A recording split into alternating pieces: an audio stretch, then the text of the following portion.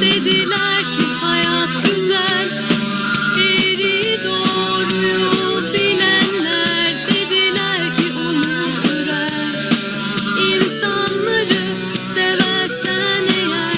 Dediler ki hayat kısa, eğer mutluluklar olmazsa. Dediler ki kalmaz yanına yaptıkları bu dünyada. İyiler kazanır, kötülükler kazanır dediler. Mutlu olmak için mutlu etmek yeter dediler. İyiler kazanır, kötülükler kazanır dediler. Mutlu olmak için mutlu etmek yeter dediler.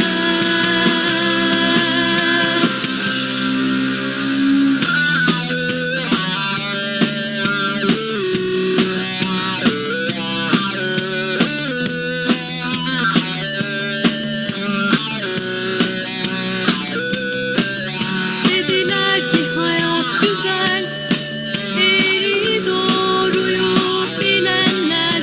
Dediler ki umut sürer, insanları seversen eğer.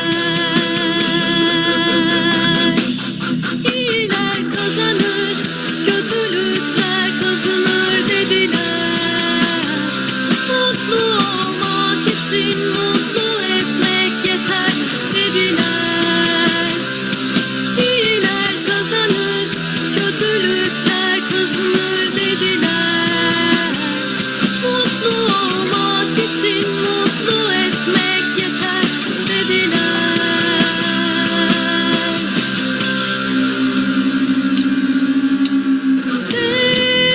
Tekrar gözden geçirdim, yalan söylememişler. Tekrar gözden geçirdim, yalan. İyiler kazanır, kötülükler kazanır dediler. Mutlu olmak için mutlu etmek yeter dediler. İyiler kazanır, kötülükler kazanır dediler. Mutlu olmak için mutlu etmek yeter dediler.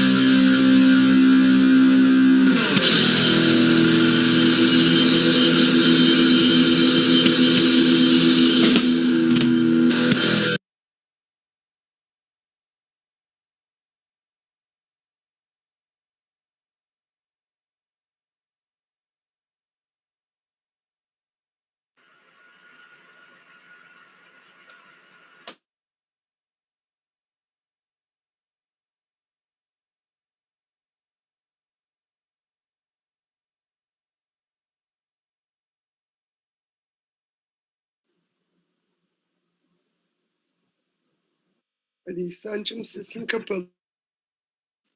You're on mute, Mr. Ökten. Hello and good evening to each and every one of you. At the beginning of this very special day for all of us. As you know, in the first session, we had the presentations of the international professional organizations of the healthcare professionals, their experiences and their expectations. And now we will be listening to the views of the professional organizations of our country. And before I start, I would like to thank our volunteer interpreters who are working in this session, Madam Turkaslan and Mr. İşçi. The COVID-19 pandemic gibi bu süreçte en has fazla sağlık emekçileri çalıştı, hasta oldu, hayatını kaybetti ve tükendi. Sağlık emekçileri deneyimlerini tüm olumsuz koşullara rağmen sahanın her yerinde göstererek canla başla çalıştılar. Haklı olarak en fazla övgüyü onlar hak etti.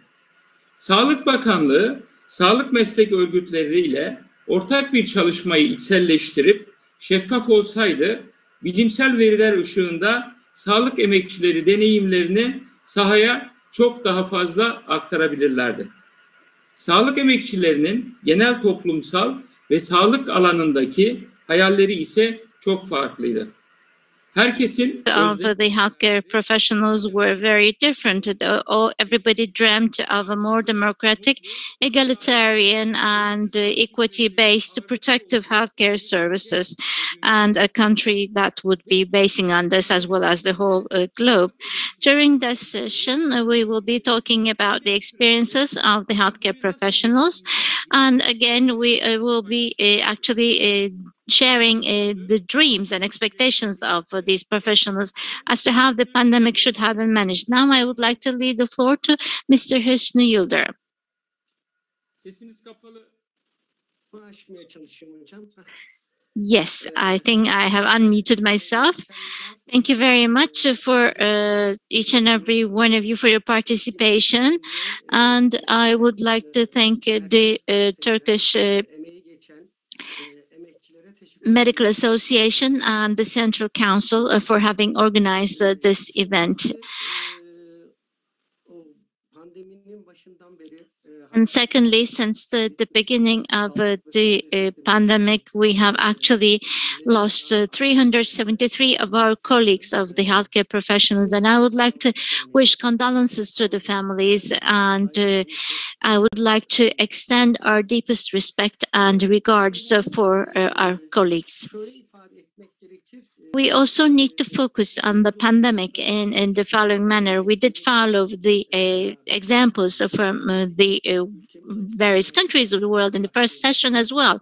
And when we look at this from our country's perspective, we can see that we are at a worse off position, or we can clearly see that we are unable to express ourselves.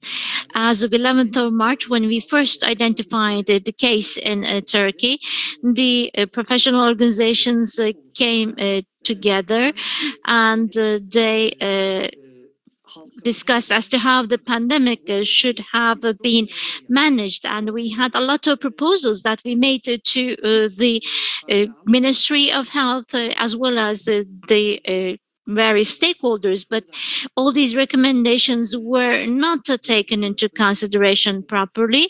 And we need to especially voice that this single man regime that is in the administration of our country has long neglected our problems, and it has actually created an obstacle before us in terms of voicing our obstacles. If you ask what this is, ifade ettim.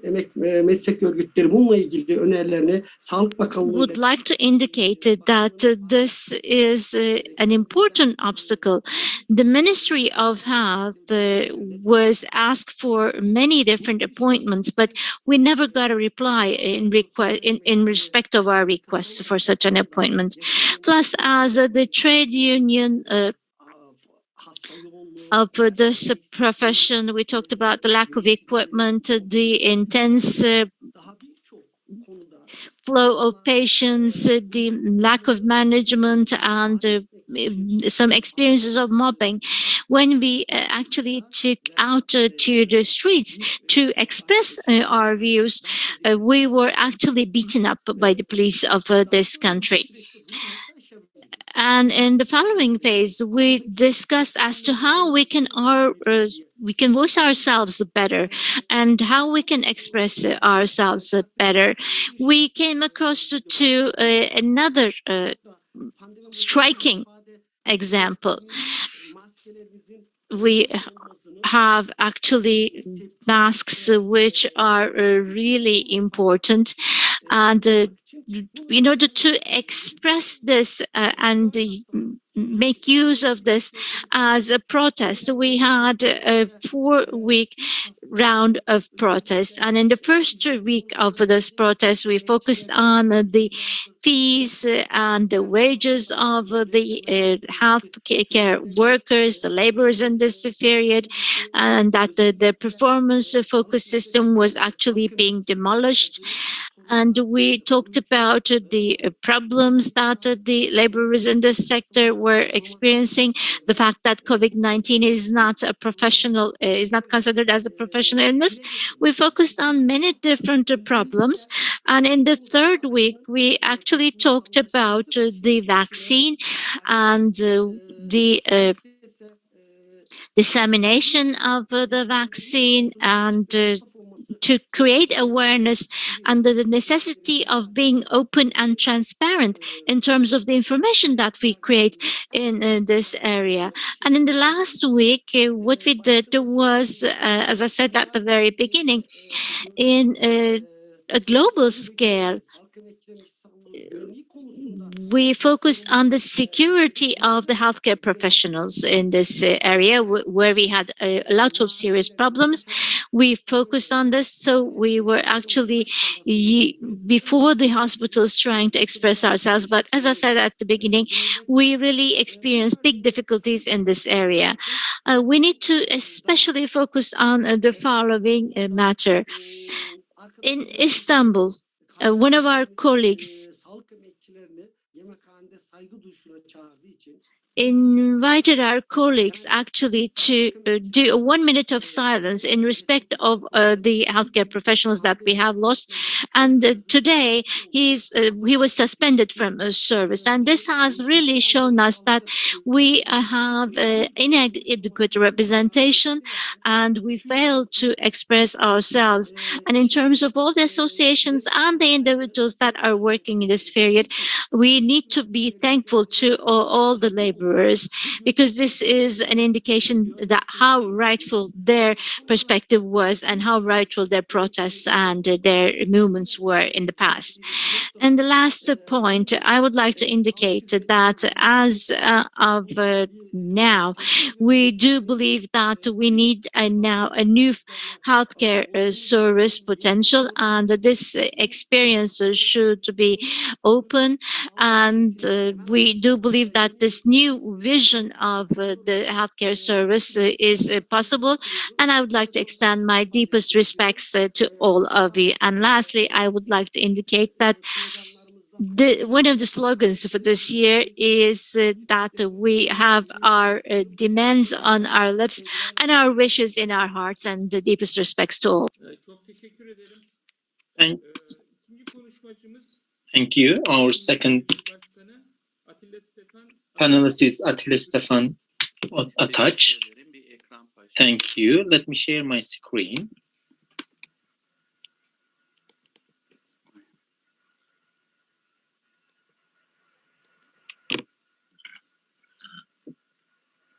Evet, paylaşıldı herhalde. You can see my screen. Teşekkür ederim ben. Thank you Tanıdığınız için. for providing this Telden çok meslek örgütünün deneyimleri ve opportunity. I will talk about my chamber's experience as a chamber, İlk gün biz hemen our importance and significance gerekli girişimlere is related to our initiative that we have taken on the first day of the pandemic.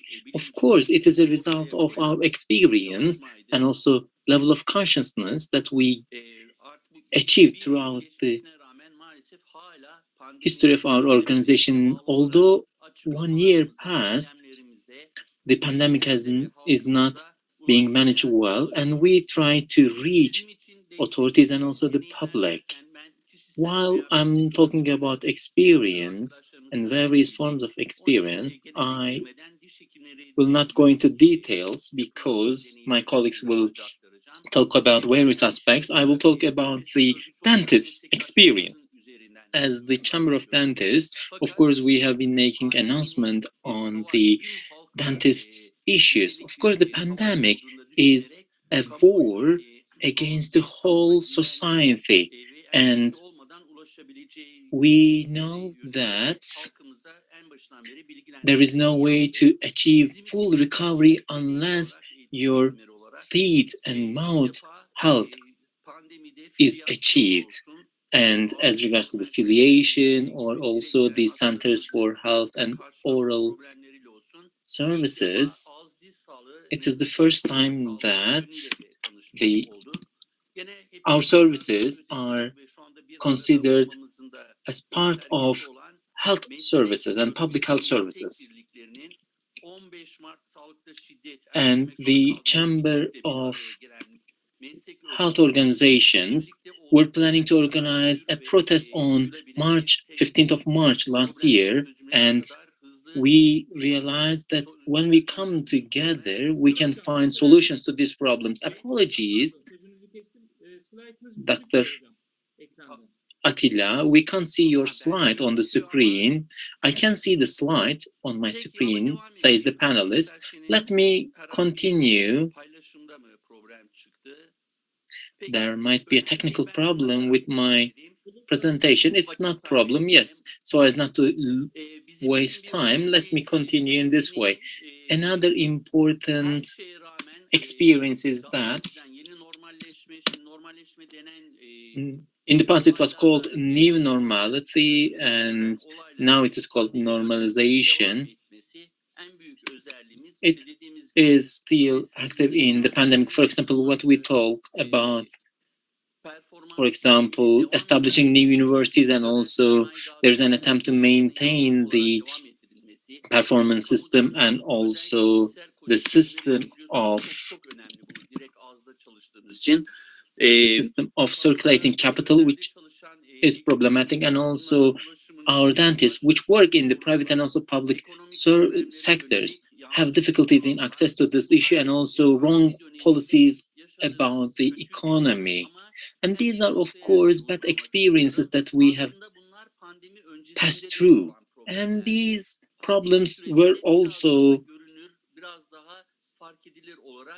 problems before the pandemic as well, but these problems became more visible, and also access to right to orthodontics, oral and dental health has become more visible and valuable. We are talking about dreams, but this time let me call it our objectives. We have responsibilities as human beings, and also we have responsibilities for nature. As I said before, this online distinct as an academic or a panel that we have via Zoom. In the past, of course, we used to organize these type of events in physical atmospheres. Of course, in new circumstances, we have easier access to international colleagues, but on the other hand,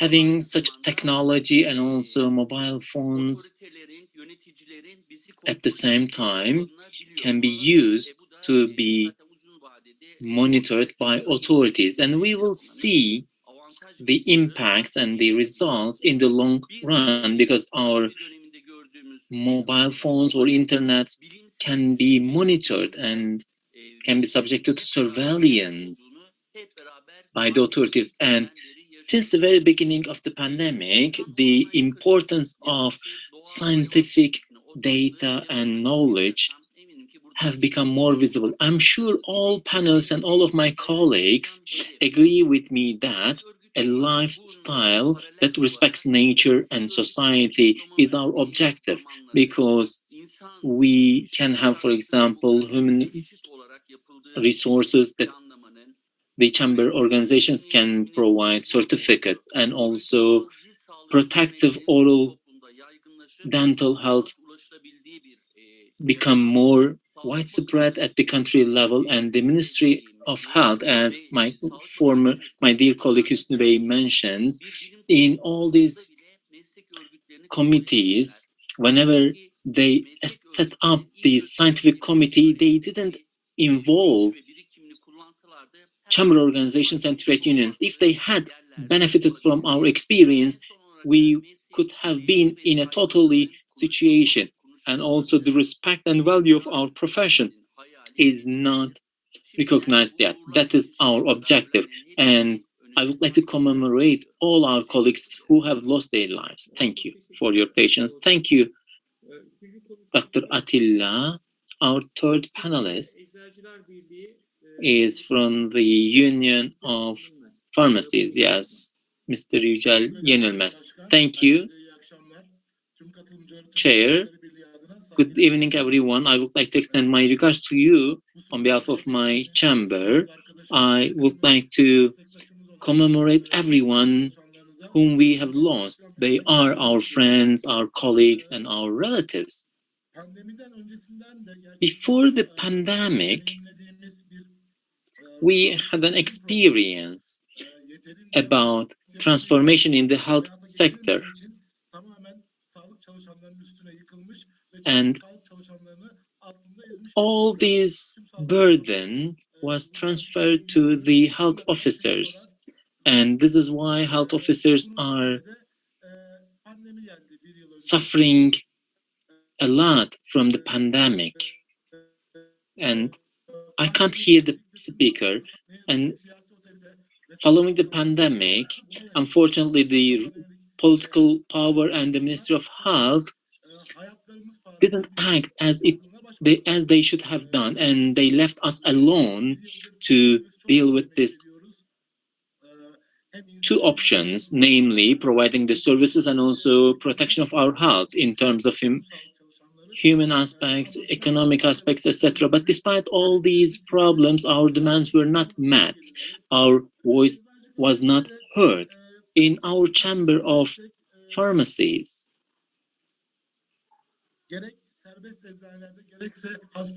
both in private and also public sector, our workload increased because we made immense efforts to protect the health of our clients and citizens whom we provide our services, and also our staff.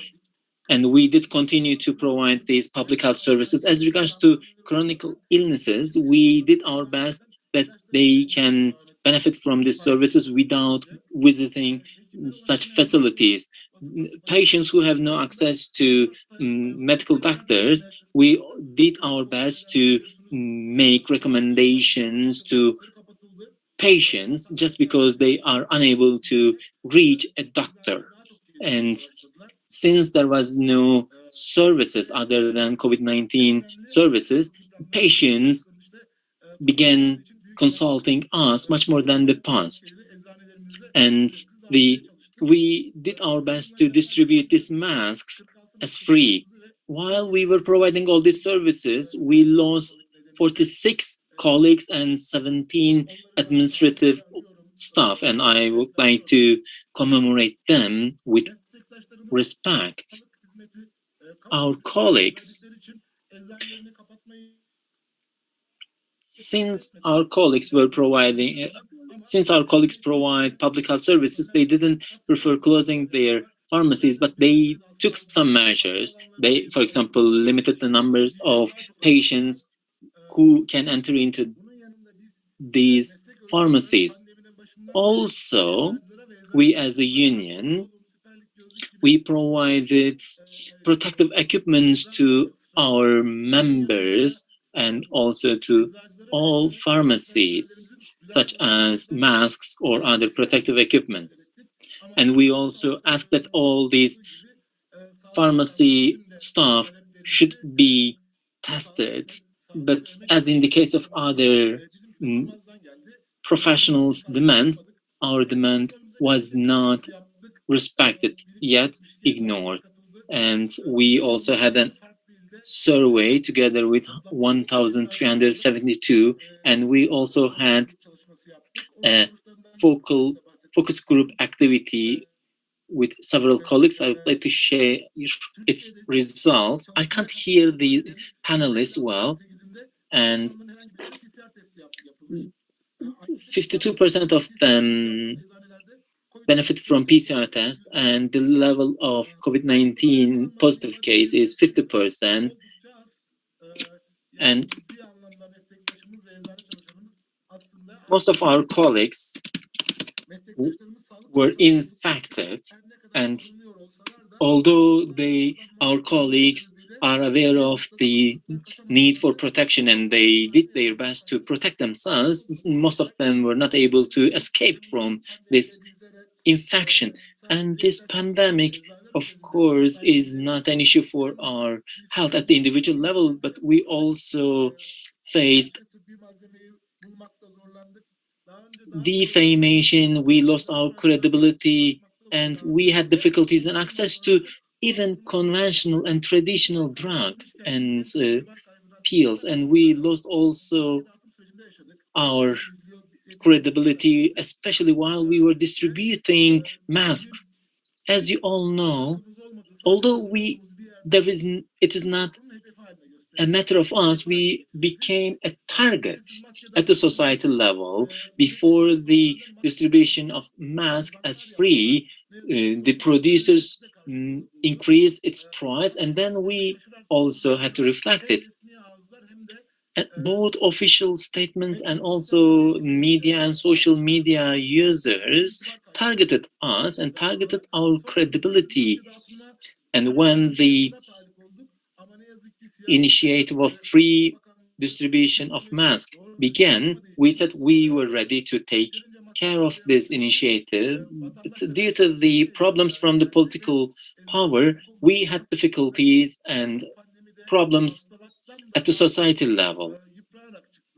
And as a result of all these problems, we suffered a lot at the society level. We received numerous complaints from citizens. But there is an advantage or one positive aspect of the COVID-19, because there is a point that we have been trying to make visible for years. And we were saying that pharmacies are the first step and the first actor that acts between patients and the health sector and health services. And it has become more visible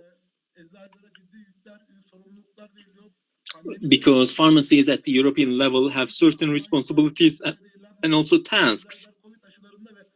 And in Europe, pharmacies have certain responsibilities even for vaccination. And it should be topics to discuss also here in Turkey. Our most important dream is, in fact, because there was a perception that we are dealing with business only.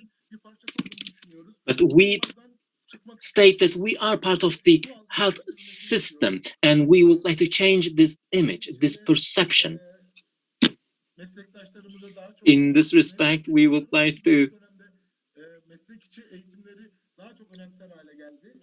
organize more trainings for our colleagues, and we will also have some other activities, not only for our profession, but also for democratic and other demands, because we have also dreams about a new world, a new life. As Derrida says, pharmakon, there is the concept of pharmakon in this book. It means drug, it means heal, and also it means poison. So pharmakon can be used as a means of healing for a new world, for a new life, and it may also mean that there will be more devastating virus and also illnesses. Now we are talking about physical distances, and we need to feel the social distances at the society level, and there is need for increasing and enhancing solidarity among us, both at the country level and also at the international level, so that we can achieve a fairer health system. And there is need for more solidarity among all stakeholders. Of course, it will not solve everything overnight, but we can begin solving it. Yes, thank you. Thank you very much. Now, the next speaker is the chairperson, Sevilay Şenol of the Turkish Nurses Association. I'm going to share my presentation in a minute.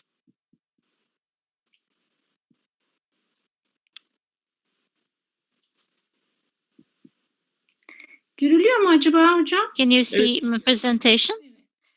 Herkese merhaba. Türk Hemşireler Hello to all. From the Turkish Nurses Association, I would like to send our greetings and respects to all of you. Ben ilk başta 2020 At the onset of my remarks, I would like to indicate that 2020 was the International Year of the Nurse and the Midwife by the WHO, which we experienced. In this process, as the association, we actually identified 20 obstacles in terms of our society reaching qualified and secure healthcare services, 20 problems in the field of nursing. When the pandemic occurred in 2020, these problems unfortunately did not change. They became even deeper, and we now have additional problems. Of course, during this period, we had some good developments with patients healing. We also had the losses, so we had anxiety, fear, and we had a lot of problems and obstacles. In addition to the problems, we also presented the possible solutions to these problems to the Ministry of Health and the relevant institutions. In addition to this, as the association, we had some activities to create awareness on COVID, etc. We created algorithms for care. Of course, when we look at the pandemic process, in every area where there is a healthcare service, we have nurses. And we experienced the pandemic. We had them in the primary healthcare services. We are there in the ambulances, in the emergency cares, in intensive care, in operation rooms, in surveillance, and in nursing houses, household services, and in vaccination. We're all involved in all of these. We have intense communication with the patients 24 hours a day and 7 days a week. This is a working group.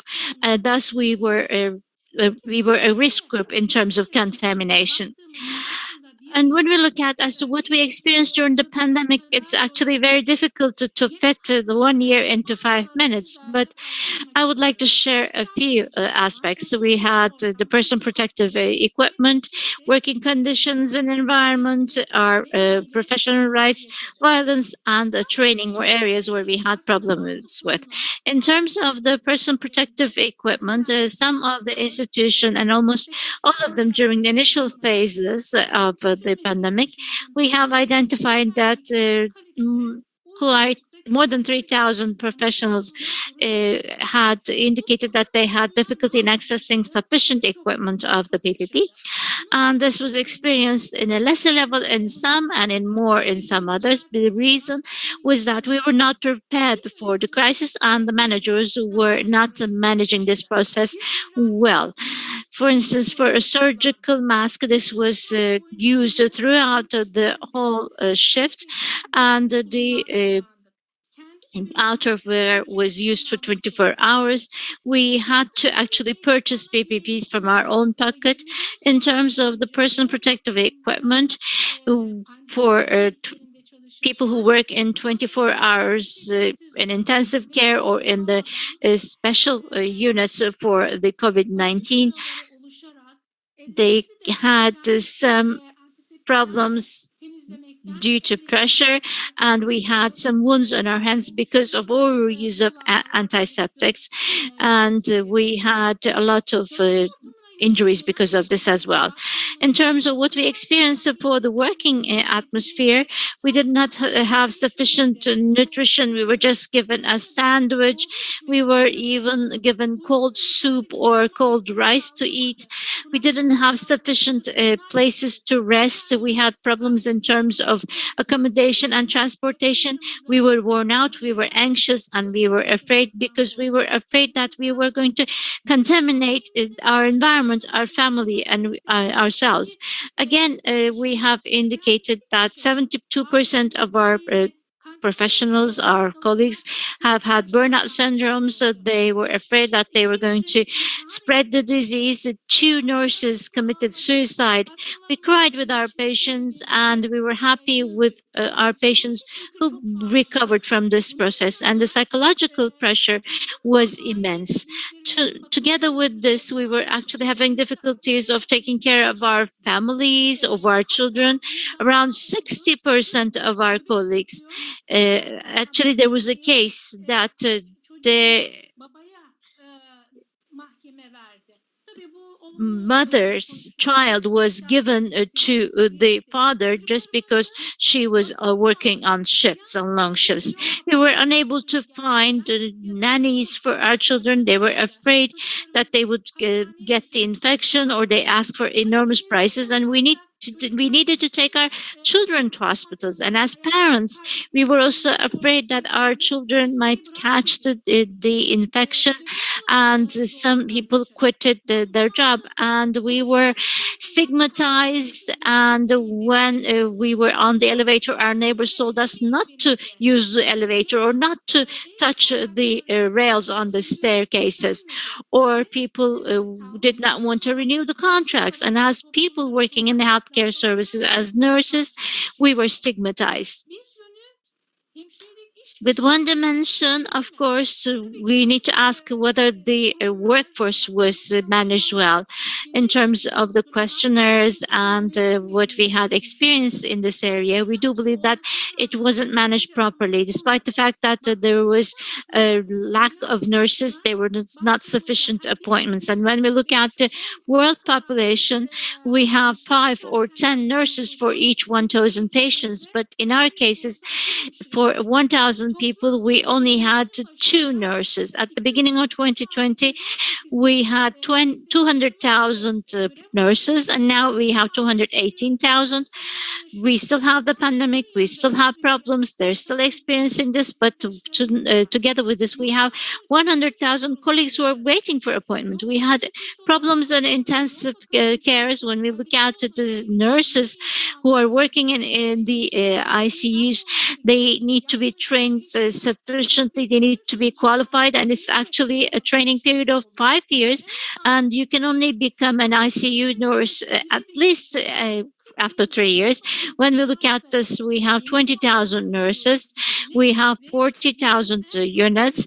So this means that we need at least 20,000 ICU nurses. Of course, what did this lead to? We, of course, had to use nurses who were in the services with no ICU experience. They were withdrawn to the ICU units, and those newly recruited nurses had to be appointed to these units without any previous training or experience in these areas. They had to work in these areas. And when we look at the shifts of 12 hours or 24 hours, this was very long for them.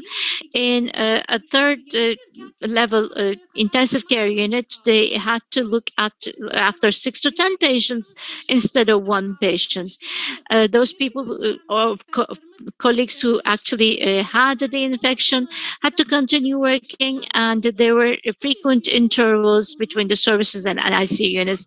And of course, all this tiring lead to the burnout syndrome, lack of sleep, and the psychological as well as the physical versus.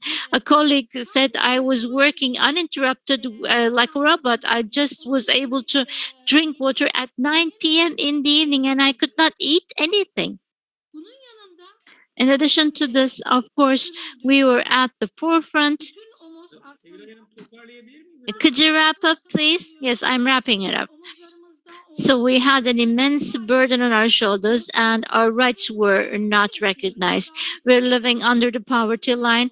We are living in an unfair environment, imbalanced environment. We were actually exposed to violence as well from people who are belonging to the trade union. We had problems in education. Our students have not been vaccinated. Our positions were identified in various manner. Of course, what are our dreams? We want to be in a position not losing our lives for a situation which could be prevented. We want to live and we want to make live.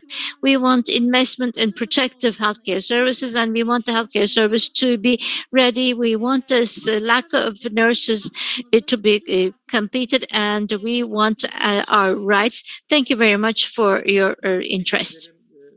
Thank you for attracting our attention to your problems.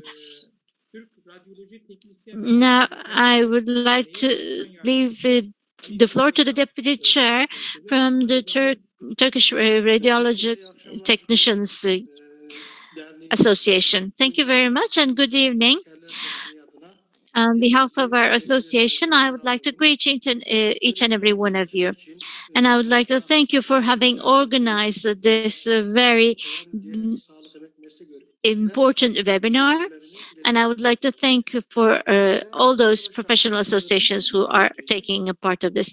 It was 1 year ago, almost today, the virus appearing from Wuhan actually engulfed the whole world in a short period of time. And this was actually a disaster, and it could be named a biological disaster.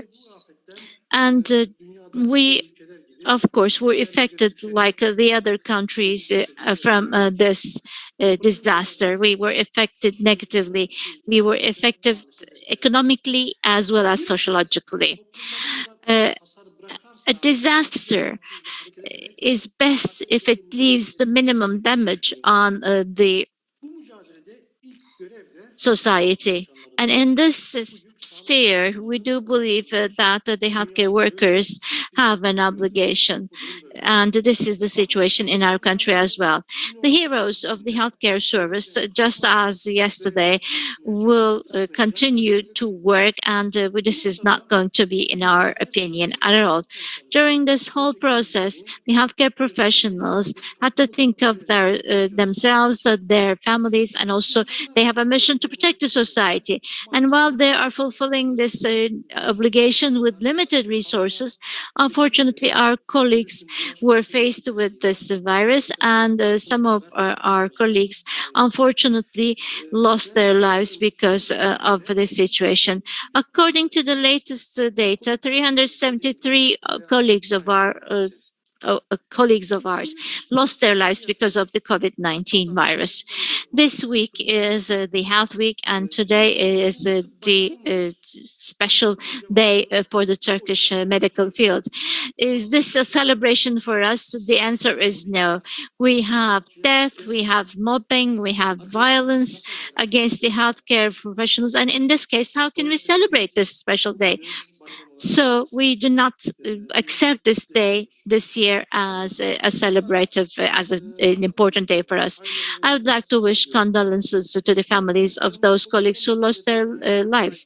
These colleagues of ours lost their lives because of this COVID-19 virus. But unfortunately, it's not accepted as a professional illness. And our colleagues just lost their lives, and they are not colleagues whose families have been supported throughout this process. Just like our other colleagues, I would like to make a certain framework for the people who are working in the field of radiology, because this created special problems and will continue to do so in this area. As of the first day of the pandemic, we undertook important duties in terms of the radiology. We were active in MR and other screenings that were in terms of the radiological interventions we had to perform. So we did not have any opinion or any opportunity of sterilization between these two patients. We had to conduct the tomographies or the MRs. Because of this, we were contacting the virus contaminated patients.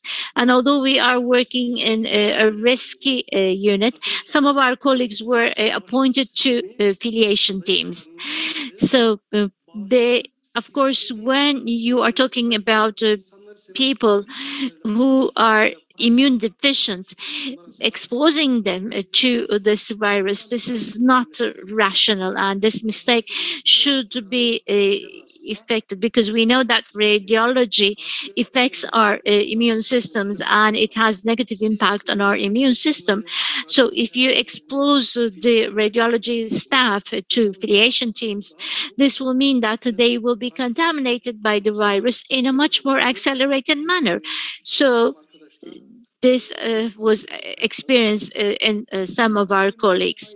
For days and days, we were not able to meet our friends, our families. So, in short, our expectations in this whole process is applauses are not enough.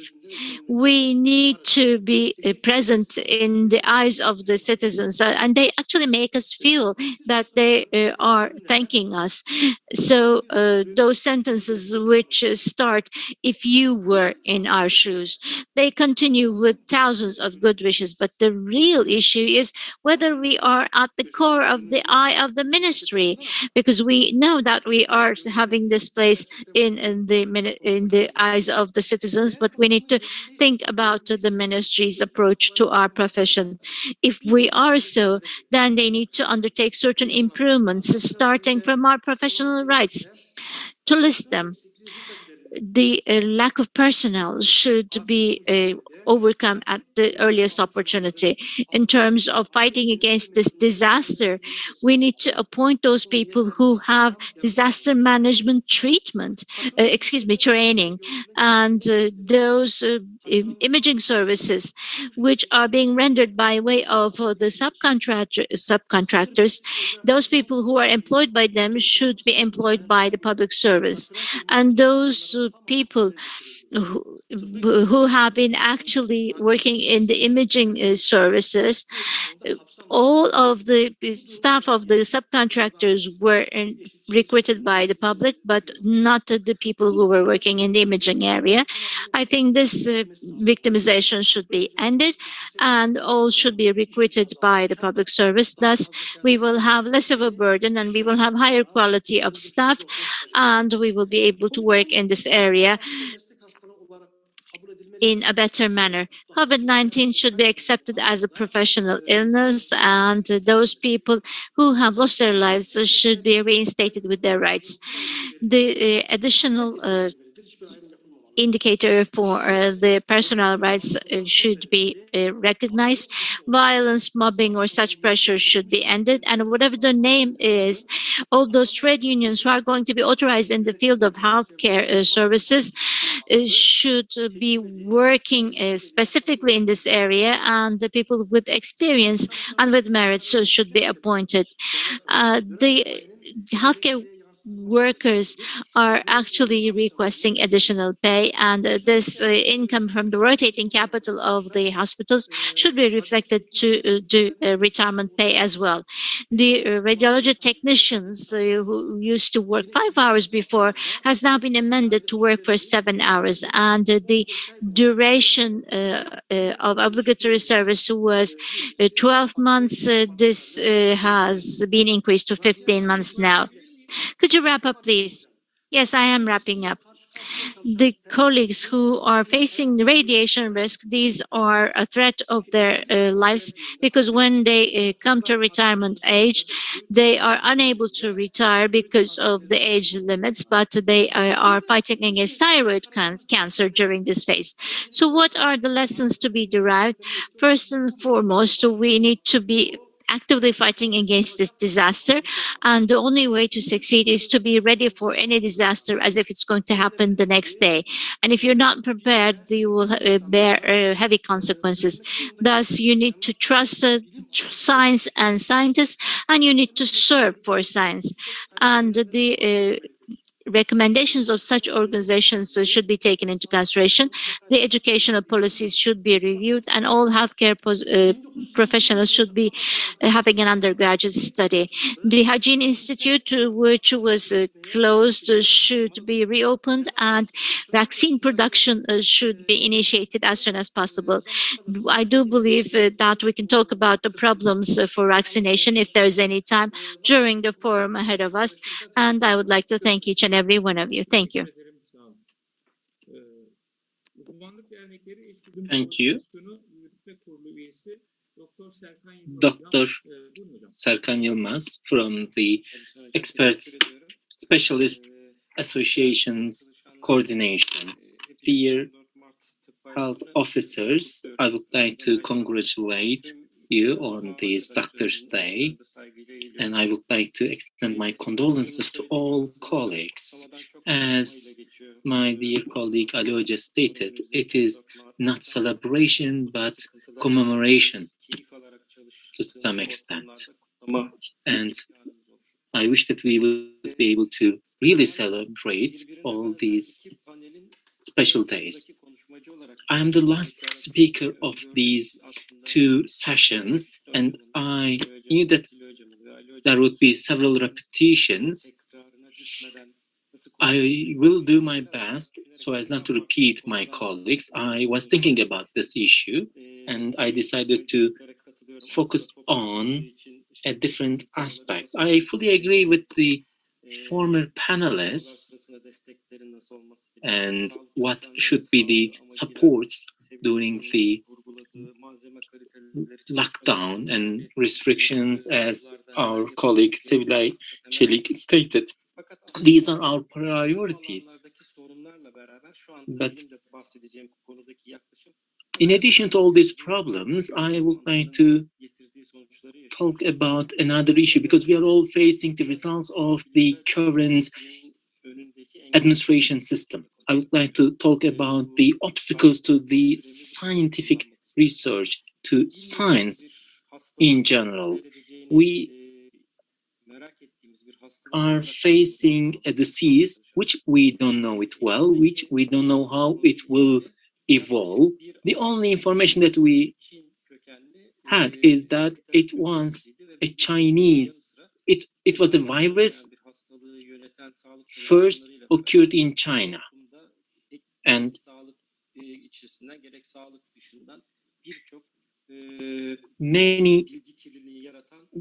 there was full of disinformation within the health sector and also outside the health sector, which may lead you to a wrong direction.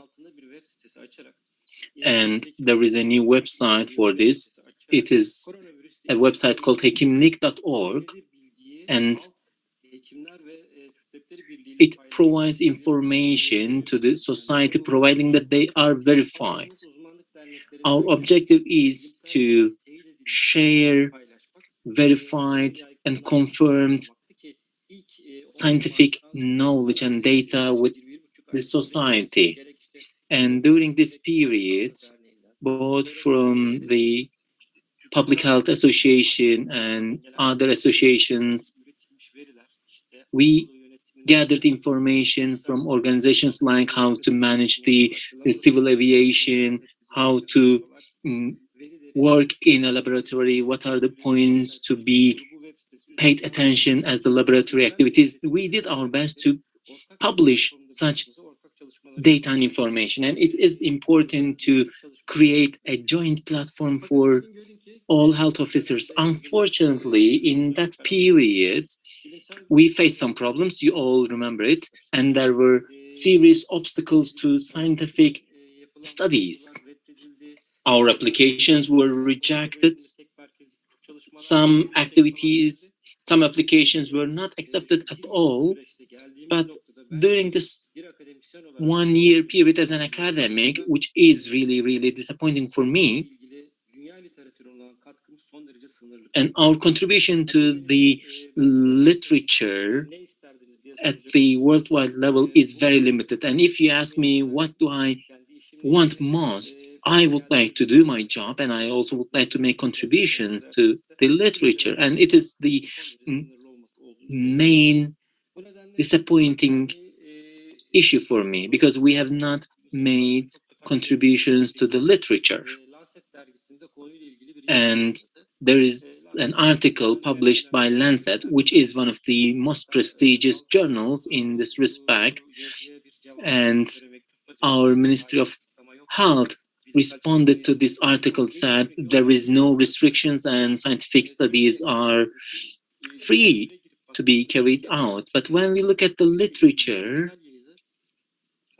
the numbers of scientific studies that are carried out in Turkey are very limited.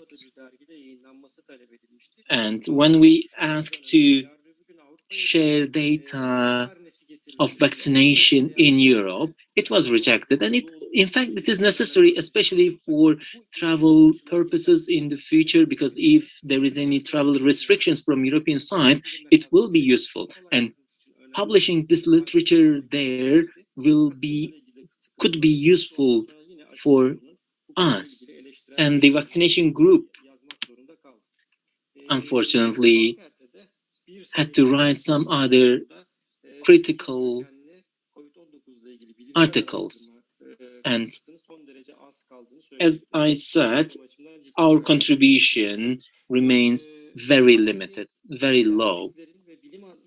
Not only associations and scientists face such restrictions, but also the Ministry of Health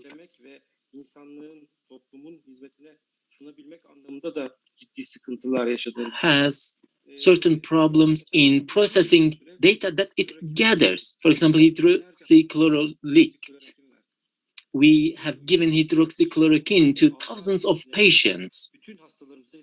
And about 6 months ago, we were providing this to all patients. And the whole world was discussing whether it was useful or not.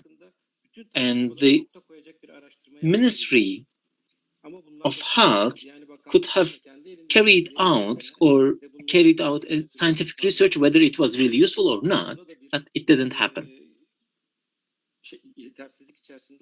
And there were some deficiencies in this respect, and hope that it would be fixed soon, and this data would be open to the use of the society, and hope that we would all have an opportunity for such scientific studies. And we can also discuss the effect of lockdowns, and apart from the lockdowns, we can also discuss what other types of measures can be useful, and we will have an opportunity to reach other types of measures. Thank you all for your patience. And our last panelist is the Secretary General of Ve Hayalleri, Mr. Erdoğan Demir. Hello and good evening, everyone. I will not take too much of your time. Let me jump to the topic. I would like to. As you know, there are 30,000 citizens whom we lost, and also there are about 400 health officers whom we lost, and I would like to commemorate them. We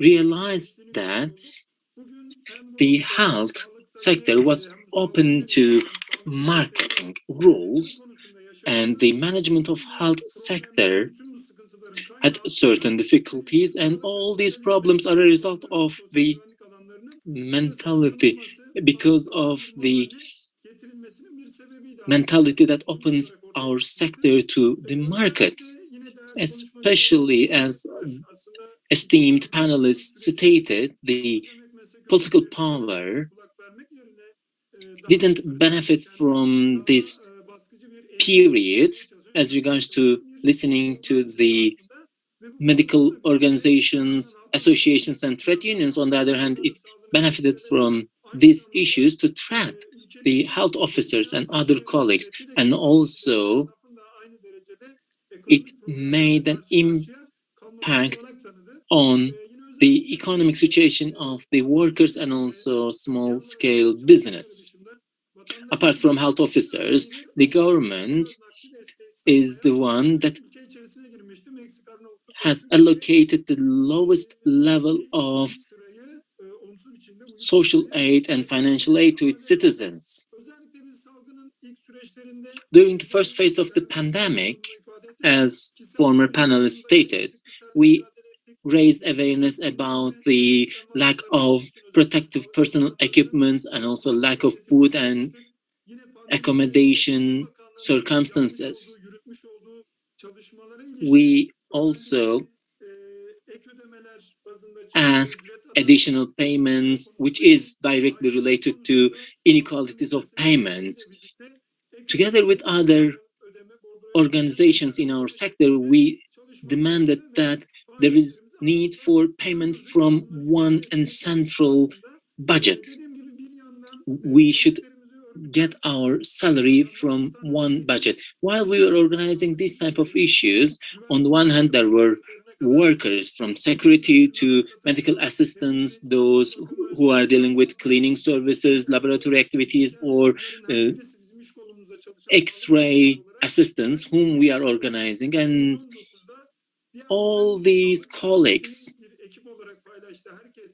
because we are a team and although we are subject to the same risk, we face different forms of discriminations, which we fought against.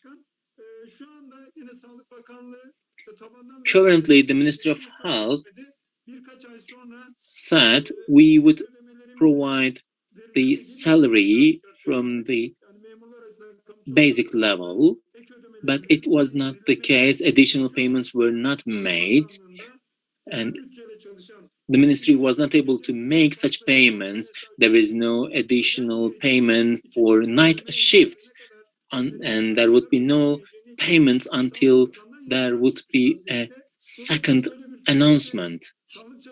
Under such circumstances, rather than protection of health of the life of health officers, rather than protection of the interest of health officers, there is an attempt to protect the interest of a group of companies and rich people, and those who survive through working on a daily basis, and there is a risk of losing lives. In this respect, our Confederation DISC has carried out activities, and we underline a common point, which is very clear.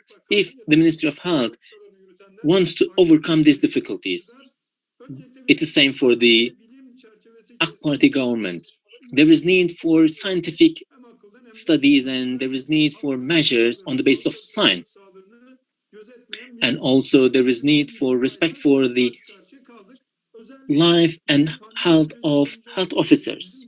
During the pandemic, together with other organizations in our health sector, we have been stating that there is an immense increase in our workload. While there are thousands of health officers who have been waiting to be appointed for a long period, there are hundreds of thousands of young people who have been waiting to be appointed, but these people have not been appointed in this period either. This is why and how our workload has increased.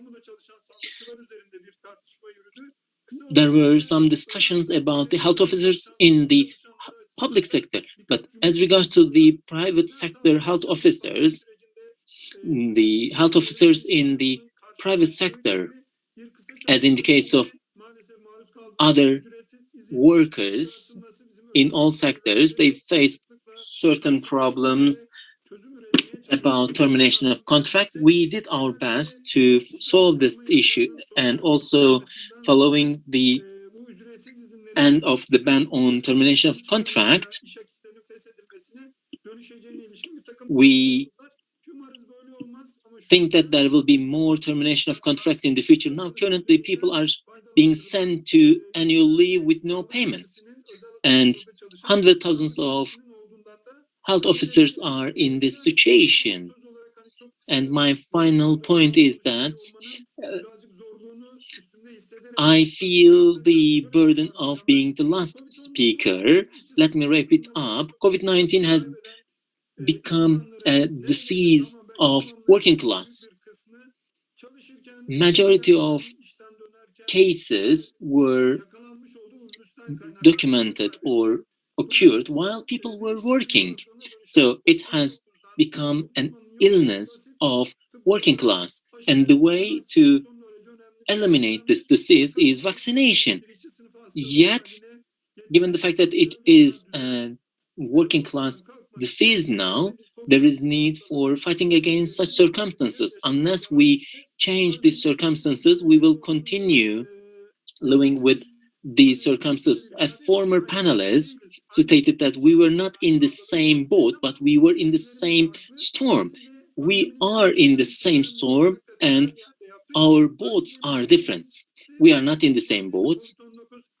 There was a statement that COVID-19 makes no difference between rich and poor, but that is not the case, because health officers who face the problems of food, who face the problem of working under poor conditions. So COVID-19 does not make any distinction between poor and rich. Is not the right statement, because the right statement is that it makes distinction between those who are rich and poor. All these COVID-19 related problems can be eliminated through building a new health system, through a new health system, a new economic system, a new country, a new world. That is our dream. And we will do our best to achieve this dream. In the end, we have a dream about building a new country based on science, labor, democracy, and equality. Thank you all. Of course, we raised this issue at our chambers level, and I will summarize the responses, and then we will move to the forum section.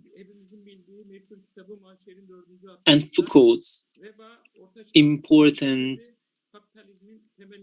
book is that the outbreak created the suitable conditions for capitalism, and we hope that COVID-19 would be the end of capitalism. In all over the world,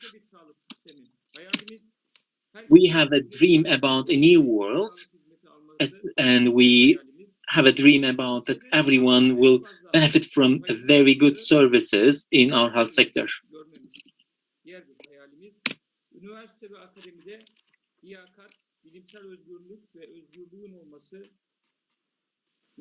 Of course, merits in the university is very important, and to be able to work in an atmosphere where there is no violence is our best dream.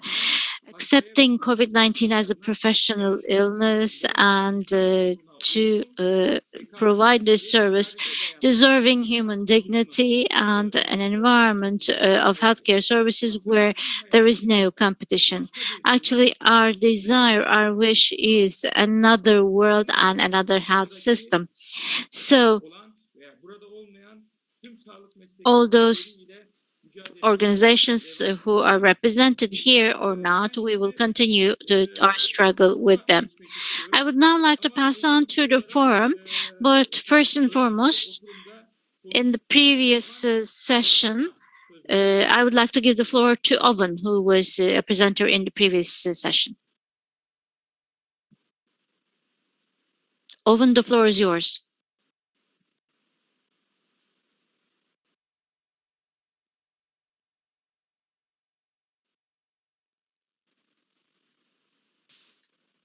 Apologies, I was, as we all have to in these circumstances, I was having to unmute myself for that. Thank you very much indeed for allowing me to take part in this enormously interesting discussion among health union representatives in Turkey. It is, as it always is in these circumstances, a real eye-opener, as we say, to hear the different perspectives that and the different experiences that people are going through in Turkey. And I was particularly struck by the last set of remarks, which I don't think were different from many of the earlier ones, about how COVID has become a disease for the working classes. And someone much earlier was saying that it was really important that we achieved the objective of getting COVID-19 recognized globally, not just in Turkey, as an occupational disease, because that will lead to more people identifying the workplace sources of the problem. It will lead to compensation for some people, but it will in particular help us to control the pandemic and the disease by increasing the number of health and safety measures that are required to protect people from the disease. And I think in that context, it is important to recognize that it's very difficult to actually identify exposures to the disease which are not in some way related to a workplace. As I said in my earlier remarks, the places where workers work are very often the places where other members of the public acquire their infections in a way that they wouldn't normally assume was an occupational exposure. But it is. If you catch it on a bus, if you catch it in a restaurant, if you catch it in an old people's home, that's a workplace. It's a workplace exposure. And if we could just control those workplace exposures to the disease, we would be an awful lot further forward. In particular, and obviously this is of most importance to the people on this section of the call, the speakers on this section of the call, in particular the workplaces which are health centres and our health facilities. My heart goes out to all of your members who have had to not only confront the problems of the pandemic that affect their colleagues, but also deal with those people who are suffering from the disease. And people spoke in a number of contributions of the problems that are caused for health workers in this circumstance. So I just want you to know as well that the global trade union movement is absolutely on the side of medical professionals, of people working in the health service. You do so much for us that we just wish there was a way that we could repay that and show our solidarity to you for the work that you do.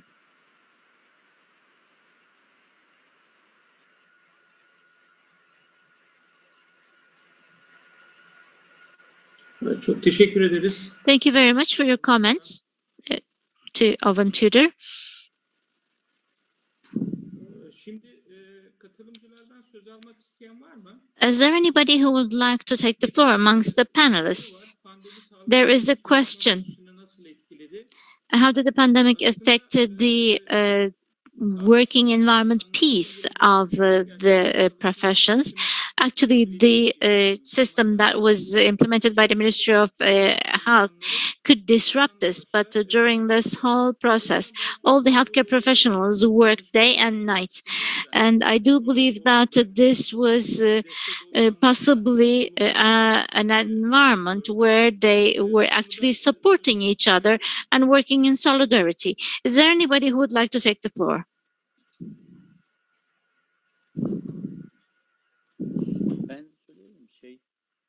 May I take the floor?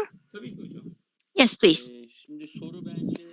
I think the question is really a very good one. And during my presentation, at least in part of my presentation, and all our colleagues who spoke here, the pandemic came all at once. And although Erdogan said some people were affected differently, of course they were, but in the end, in our fight against the pandemic, the healthcare workers, everybody in this field collaborated and fought together.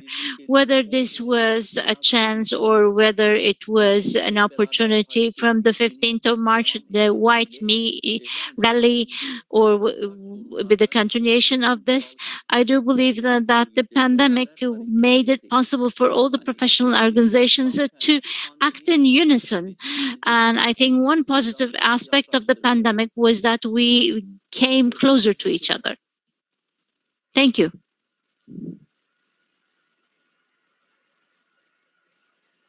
Ali İpekli hocam bir söz istemişti. I think Mr. Ali İpek wanted to add a few more sentences. Yes. In relation to what needs to be taken as an emergency measure in this process, the vaccination should continue without losing speed. And together with the vaccination, we need to have total lockdown that needs to be implemented together with this. On one hand, while we are doing vaccination, if we can do a total lockdown, since the spread of the virus would be limited, we will be limiting the risk of contamination. The ministry and the scientific circles always speak about the masks, distance and the social distance and hygiene. These are important. So these three criteria should definitely be taken into consideration with sensitivity. But here, the quality of the mask, this is something that is not quite known by the public. And this is something that we need to give a response to. The productions that are underqualified, are they protecting people sufficiently? So the masks should be produced from one source, and they should be in accordance with the Turkish standards and should be distributed by the ministry. I'm working in the periphery. Since the very beginning of the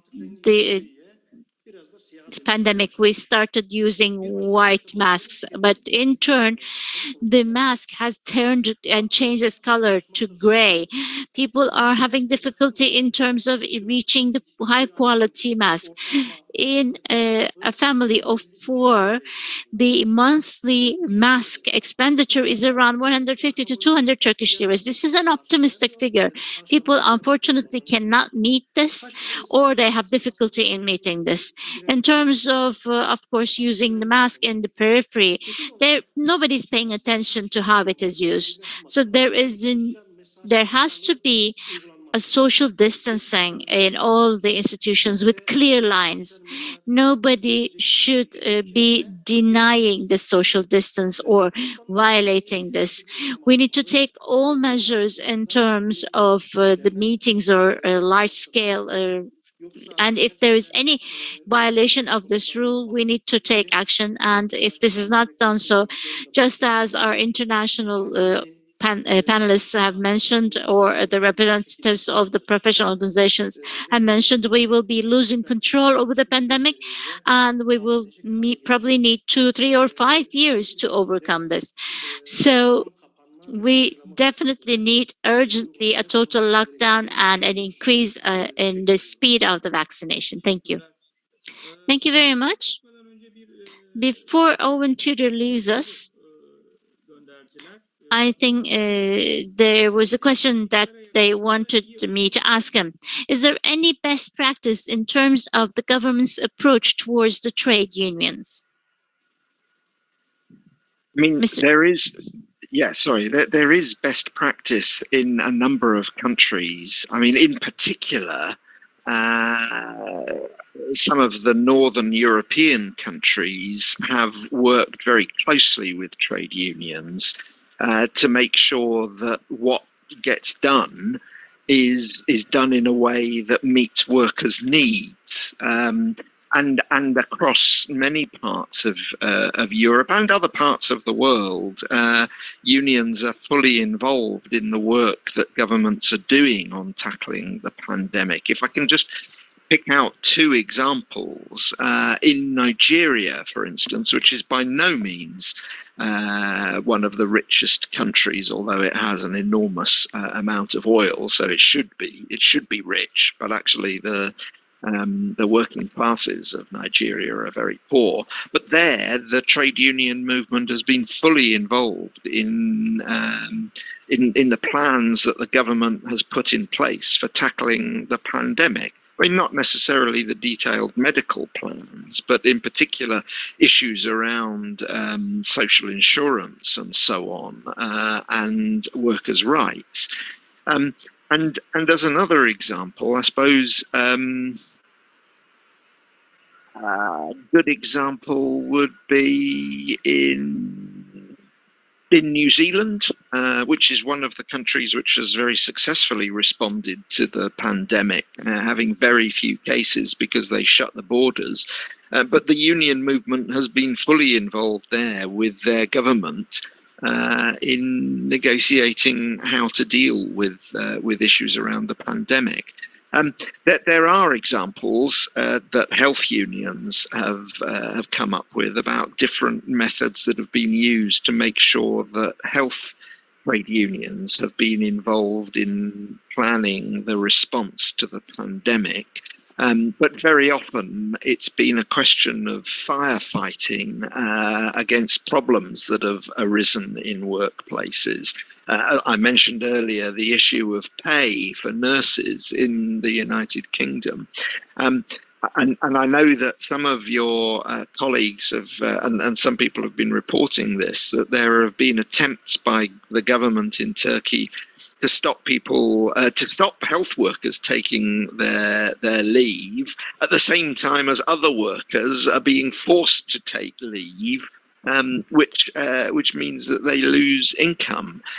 In many parts of the world, health unions have arranged with employers for things like that to be dealt with on a voluntary basis. So, you know, because very often, obviously, medical professionals want to help and want to do the maximum that they can and volunteer to do things. In fact, very often our concern is that they're voluntarily doing too much anyway.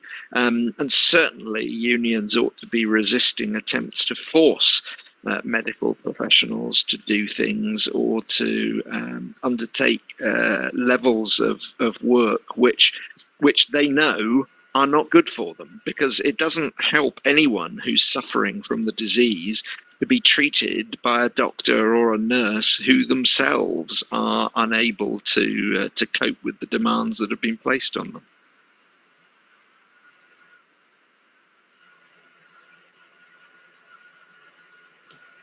Evet, teşekkür ederiz. Thank you very much. Yine bir soru var yine Owen Tudor'a. Again, there is another question to Mr. Tudor. Performansını nasıl değerlendiriyor? How do you evaluate the performance of ILO in terms of the pandemic? So obviously, we work very closely with the International Labour Organization. We're part of the tripartite system of the ILO. And I know that many of the people who have been involved in the ILO work on the pandemic have done an outstanding job. I would therefore say probably three things about the International Labour Organization's contribution. When it comes to the research that they have done about the impact on workers' lives that the ILO has done, they have been outstanding. And, you know, they have produced first-class information about the way that the pandemic has affected working people's lives. And we have relied on that data throughout the discussion. When it comes to policy prescriptions, there's a document that the ILO produced in the early part of the pandemic, which is still advertised on their website. It's still current. And it sets out 4 key things that need to be done about the pandemic. One is about protecting jobs and employment. One is about providing decent health care for workers and protecting their health. Another one is about coming up with policies to build a better economy after the pandemic. And very importantly, I think the fourth pillar of what the ILO has called for is they've called for solutions to the problems of the pandemic to be found in social dialogue, in governments working with trade unions and employers to come up with solutions to the problem. And in particular, in Turkey, I think that would be a message that is worth conveying to the government in the strongest possible terms, that social dialogue is the way to solve many of the problems of the pandemic, not issuing instructions. The area where I think the ILO has fallen down in terms of the pandemic partly goes to the questions we were discussing in the earlier session about preparedness for the pandemic. The ILO has not yet accepted that COVID-19 should be listed as an occupational disease, although they have expressed the view on numerous occasions that it is already covered by many of the prescriptions for prescribing occupational diseases. And they have not, as I said, over 20 years managed to reach a position where a biological hazards convention, which would govern how we respond to pandemics like COVID-19, they haven't managed to advance that. Not because of reluctance on the part of the ILO staff, but because of the unwillingness of the governments and the employers to move on the issue. And fundamentally, in the next week or two, we will be having a debate at the ILO governing body about how quickly the ILO moves to implement the 2019 decision to make occupational health and safety a fundamental right at work, which we want to see happen at this June's International Labour Conference. The office wants at least to have done by next year's International Labour Conference, but there are a number of employers who are pressing for it to be delayed further than that. I don't believe that any worker will understand why health and safety is not considered a fundamental right by the International Labour Conference, and therefore will be pressing for that to be a right as soon as possible. And that's what our 28th of April Workers' Memorial Day will be devoted to this year.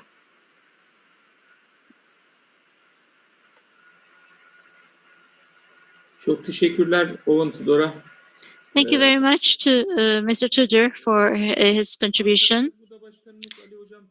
I think Ali from the Medical Doctors Union of Ankara wanted to take the floor.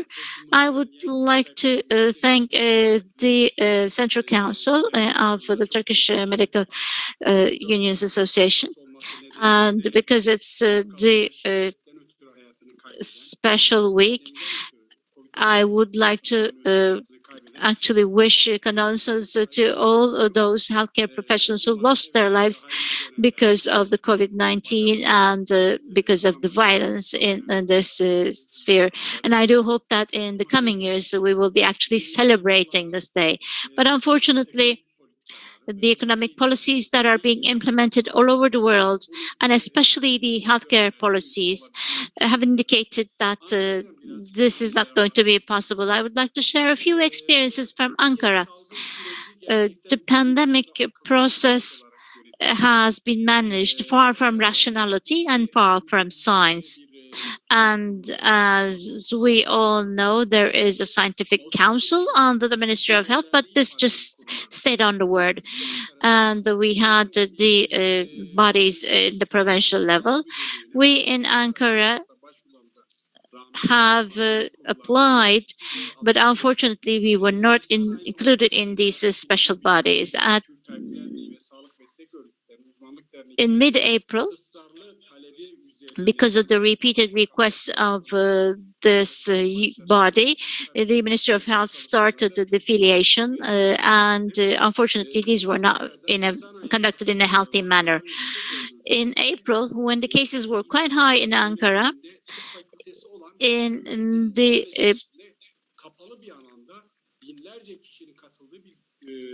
provincial administration, there was an award ceremony with the participation of thousands of people, and we wrote both to the provincial health directorate and also to the ministry that this is not rational. I specifically wanted to focus on Ankara because throughout this process, as in all stages of this activity, the pandemic was abused to suppress certain things. Anti-democratic practices were widespread, and we were actually suppressed to voice our opinion and also identifying our rights. The Ankara police was actually implementing a different part of the legislation, and I specifically want to underline tomorrow, because of this week, the healthcare associations for 1 week now have been seeking for an appointment from the Ministry of Health to present a list, but unfortunately it's more past 9 p.m. of Sunday and we still have not received any reply. So as they have mentioned, as of 2015 and especially as of 2016, the state of emergency is still being implemented in a widespread manner, and it's even more severe in Ankara province. So is there any way out of the pandemic? Yes, of course, we will be getting out of the pandemic. We have started the vaccination process, and if everybody can have access to qualified vaccination, we do have a way out.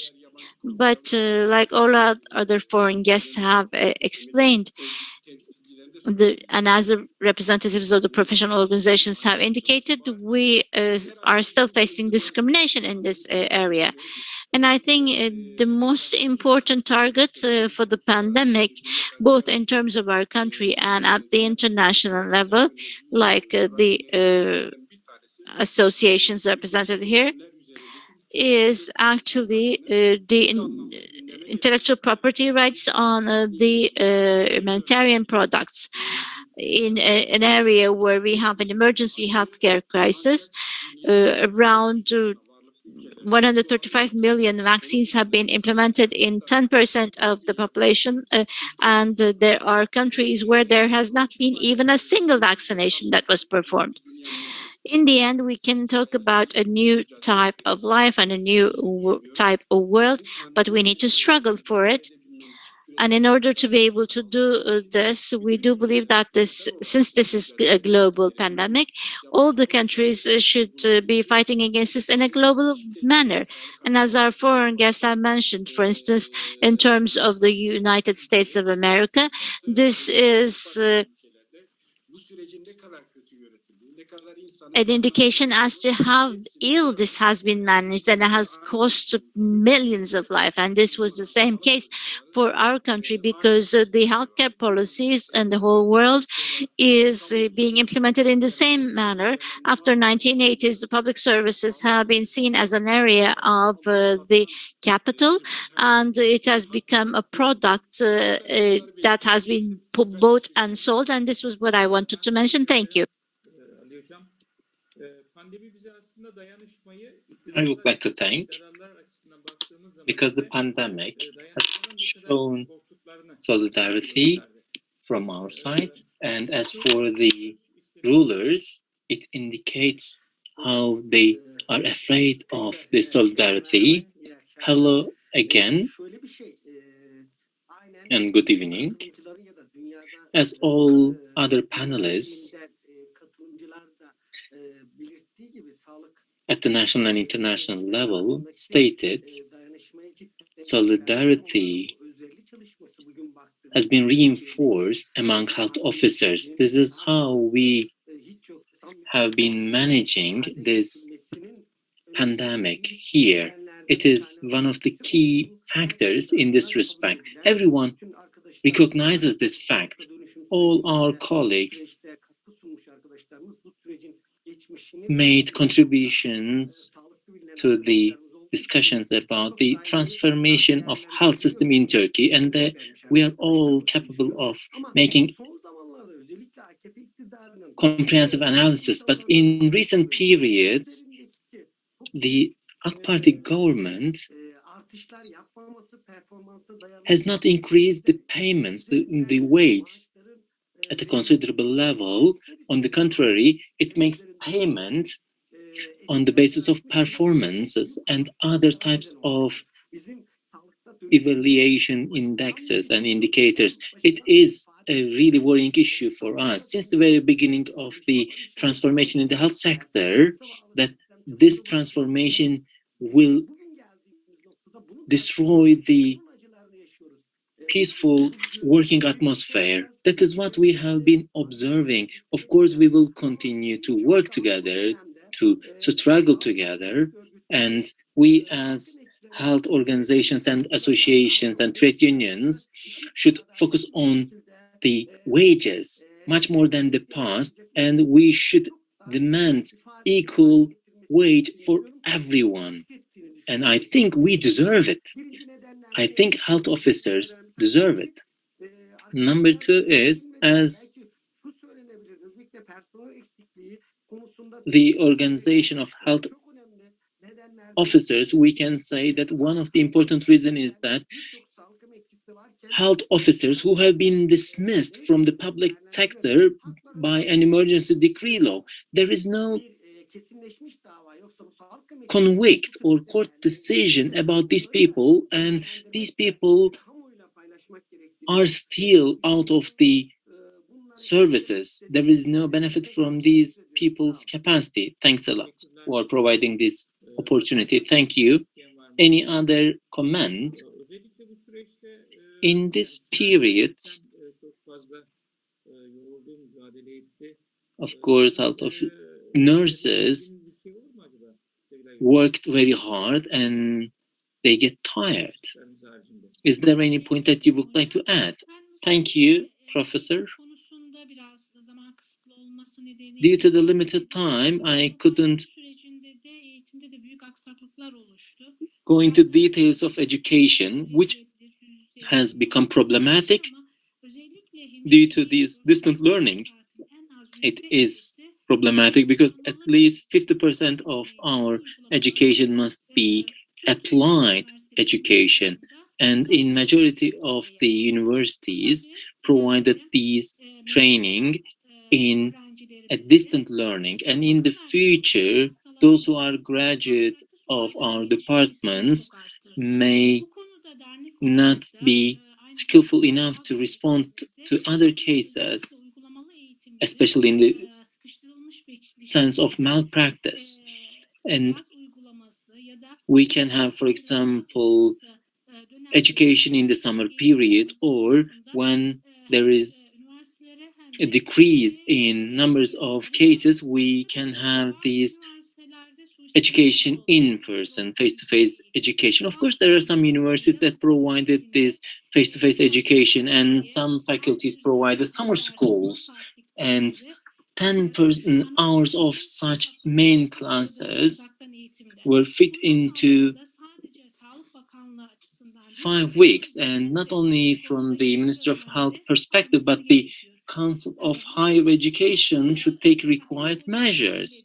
In addition to that, Professor Attila raised the point of increasing the numbers of faculties for nurses, and there are faculties which have no enough infrastructure or enough faculty members.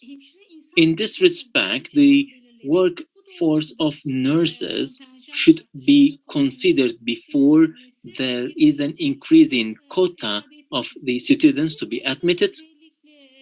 Another point is that, as other panelists stated, the professional rights of the staff. We didn't observe any point that caused any problem in our working atmosphere. We as nurses worked much closer than the past. For example, payments at the basic level creates certain injustices and unfair payments. It leads to some discussions or some rumors that some people are getting higher salary than the rest. And we also observed that some health officers were benefiting from privileges. They were not appointed to COVID-19 services, and they, of course, were able to exercise their professional rights, such as getting rest, etc., while other health officers and nurses had no chance other than working for days. In this respect, there should be no managers who have been appointed on the basis of their ideological stances, but they should be appointed on the basis of eligibility criteria. Regarding the peaceful working atmosphere or harmony at workplaces are very important, and also assistants are appointed to such services for a long period and very often, which impedes their education. Of course, there has been a prolongation of their education period as assistants, but still they are appointed to COVID-19 services, which does not make any contributions to their training and education. And it was a problematic even in the past. But in this period, this distant learning, as in the case of all other education levels, the education of our students were undermined. If there is no more comments, yes, there are two more comments. Yes, I will not repeat what has been said already, but this distant learning and also synchronization of education, we as professional organizations, we issued statements. I think there is a point to be considered is that the Council of Higher Education, which is shaping and directing the education, it has not established and achieved standards. And there is also Council of Faculty of Deans, and the Faculty of Deans Council also remains silent. And then they also transferred this authority to the heads of departments. There are 67 faculties, and there are 67 different practices, which means there is no consistency, and it has undermined the situation much more than the past, and the key and primary responsibles have not taken required measures. Thank you. Yes, Professor Serkan? Thank you. Professor, as you rightly mentioned this issue, the education and training of assistants. We are talking about this issue, but it should be admitted that we should discuss education at all levels. And the Turkish Medical Association has initiated the discussion about whether schools should be open or not. And there is a working group on this issue, and this working group has launched 2 reports to discuss whether schools should be open or not. And these 2 reports state that we should make preparatory studies and take required measures so that schools can be open.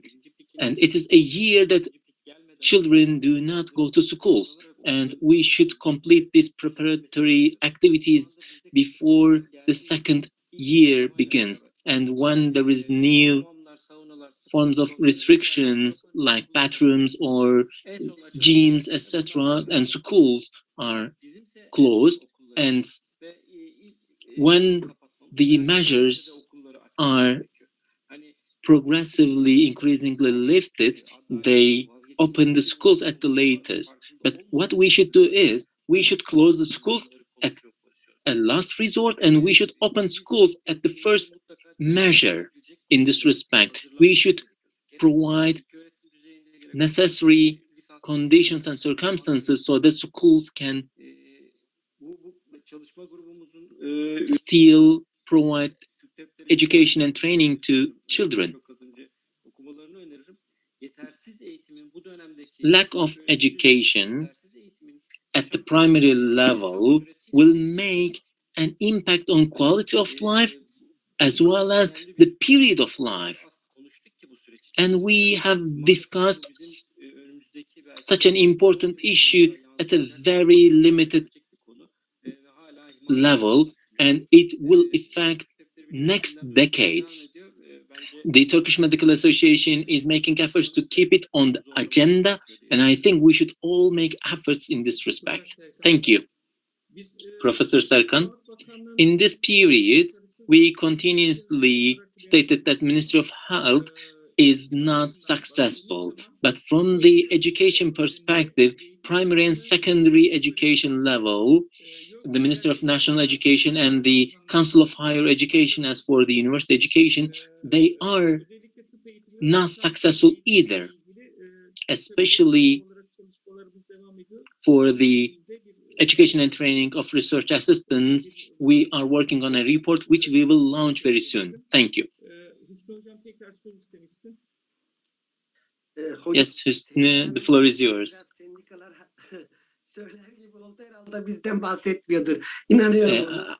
I'm sure Sevilay Hanım doesn't mean that my union is not so active because she raised her criticisms about trade unions, but I'm sure it does not include my union. She is referring to pro-government trade unions. Thank you. Owen Tudor also would like to take the floor, it seems. Yes, the floor is yours. So a number of people have been talking about vaccines and the unequal distribution of those vaccines. As I said earlier, the global trade union movement will be calling a day of action on the 7th of April, calling for vaccines for all. But in particular, we've got 7 points that we want to register in terms of doing that. We certainly believe there should be a removal of intellectual property barriers, including the implementation of what are known as TRIPS waivers in the World Trade Organization, and measures also to stop companies forcing up the price of vaccines, tests, and treatments.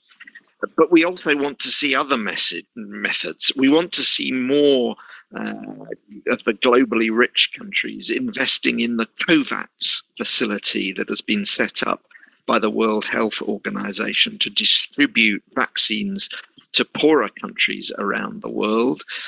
We want to see government-led initiatives to ramp up the production of approved vaccines and continue the development of new vaccines, because one of the problems is that so many vaccines, the production of them is concentrated in richer countries. Now, that's partly about intellectual property, but it's also partly simply about manufacturing capacity. So we want to see accelerated support for production capacity in developing countries, not just for this pandemic, but for the pandemic that comes next and the one after that and so on. We clearly need to have greater investment in health and other public services to ensure that vaccines can be distributed and given efficiently, and investment in social protection as well. We do need to have a public education campaign to dispel the myths about vaccines and present the facts. And we need a crackdown on the fake news and the spread of disinformation that some of your colleagues have been talking about. So those are the things that we will be demanding on April the 7th as the key point of our campaign for vaccines for all.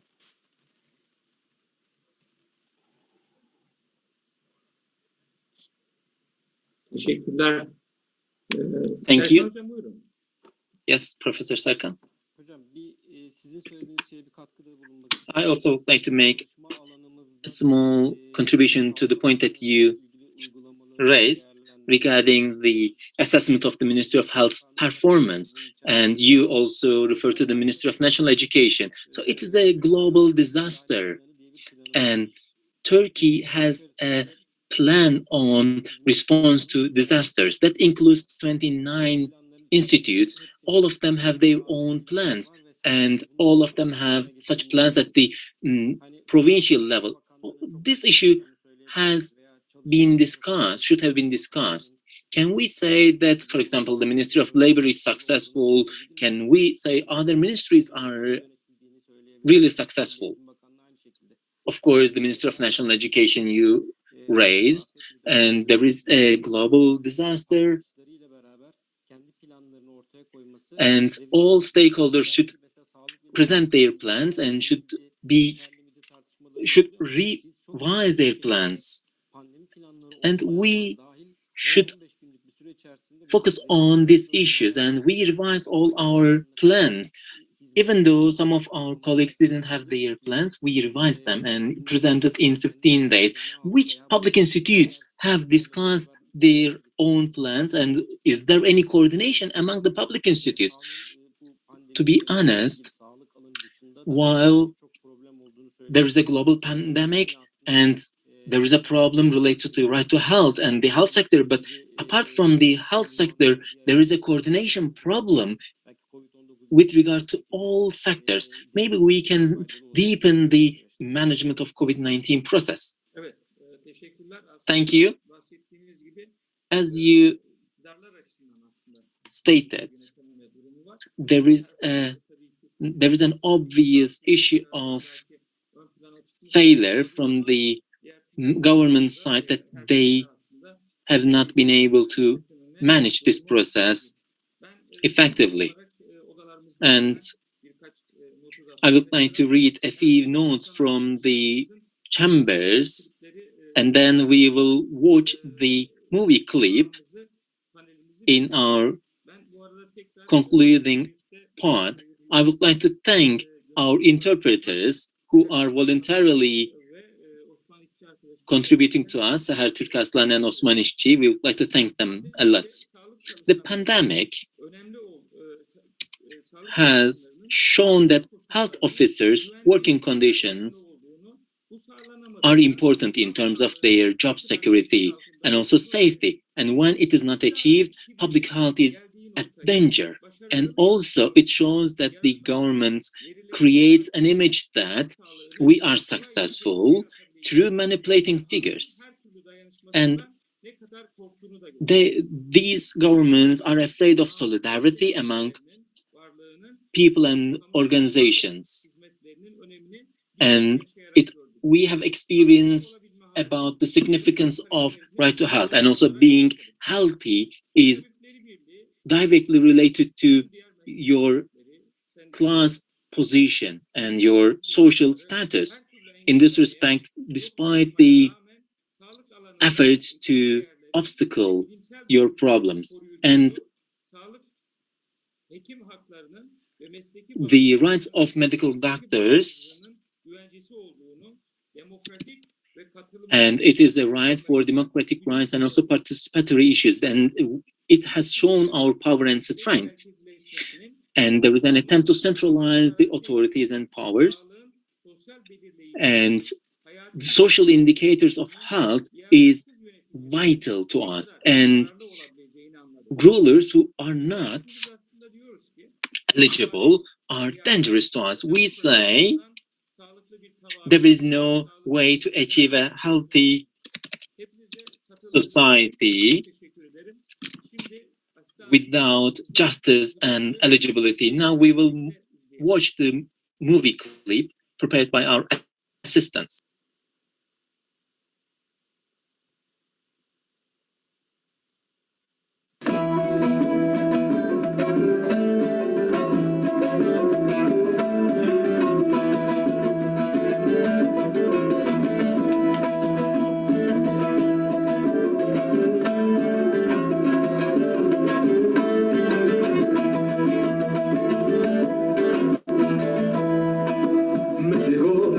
Ve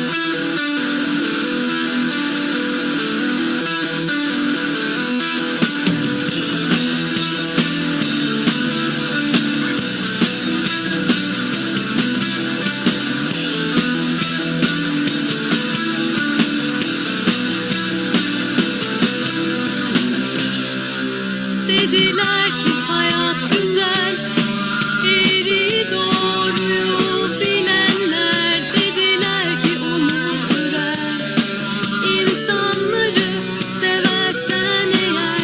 Dediler ki hayat kısa, eğer mutluluklar olmasa. Dediler ki kalmaz yanına yaptıkların bu dünyada.